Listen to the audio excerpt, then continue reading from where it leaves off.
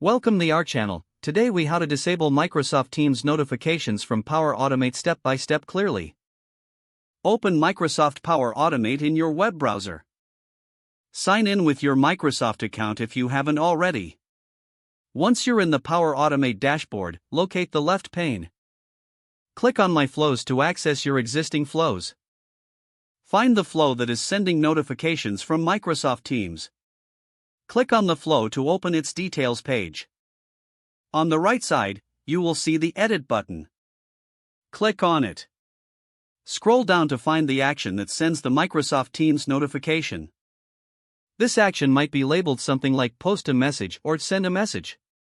Click on that action to access its settings. Look for the notification settings within that action.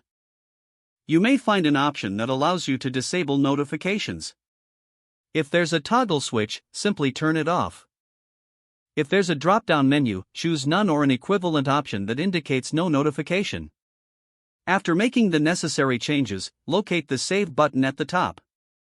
Click Save to apply your changes to the flow.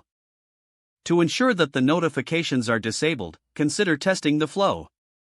You can run the flow manually to check if any notifications are still being sent. If you receive no notifications, you have successfully disabled them. If notifications persist, double-check the flow settings for other notification actions. With that, you have effectively disabled Microsoft Teams notifications from your Power Automate flow. If the page does not load, refresh the browser or try again in a private or incognito window. Make sure you are using the correct email address, then retype it carefully to avoid small typos. If your password is not accepted, use the reset option and create a new strong password you can remember. Check your spam folder for verification or security emails, then complete any requested confirmation steps. Enable two-factor authentication if available to improve account security and reduce unauthorized access risk. After signing in, review your profile details so your contact information and settings are accurate and current. If you see an error message, note it down and try again after restarting your device and internet connection. Don't forget to like this video and subscribe to our channel for more step-by-step tech guides.